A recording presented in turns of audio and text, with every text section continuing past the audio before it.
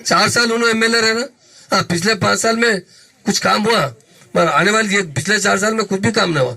मगर मैं वायदा करता हूँ, जरूर हमारे जो प्रभाकर रेड्डी साहब है 100% जितने बड़ी मेजॉरिटी से जीत रहे, और जितना सा काम 4 साल में रुका हुआ है आपका, हम गुजारिश करेंगे सीएम साहब को एक्स्ट्रा फंड देकर, और खास तौर से हमारी माइनॉरिटीज भाइयों बहनों के लिए भी, आपके लिए यकीनन माइनॉरिटी फाइनेंस कॉर्पोरेशन भी आपके पास इंचार्ज है। लोन की स्कीम हमारी शुरू हुई है, कोर्ट की वजह से रुक गई, इलेक्शन कोर्ट की। इलेक्शन जैसा खत्म होगा एक अच्छा बड़ा अमाउंट लगाकर हम 2-2 लाख रुपए माइनॉरिटीज में लोन जरूर देंगे। यकीनन बहुत बैकवर्ड है, मैं देखता हूँ।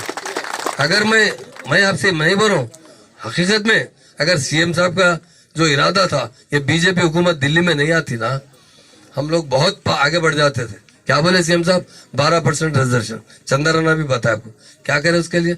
सुधीर कमेटी भी बिठाए, सुधीर कमेटी की रिपोर्ट आई, वो बिल को क्या करे, असेंबली में पास करे, काउंसिल में पास करवाए, गवर्नर से अप्रूवल कराए, प्राइम मिनिस्टर के पास भेजे, उन्होंने दबा के रख दिए।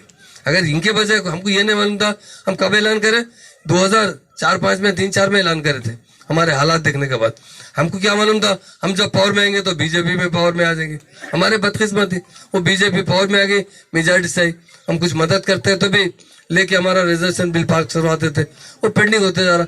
अब बीजेपी क्या एजेंडा है बताइए, क्या है उसके पास? हमारी बुरखी औरत दिखी तो परेशानी, हिजाब वाली बच्ची दिखे तो परेशानी। अरे हमारा लिबास हम पहनते, हिजाब पहना एक अच्छी अलामत है।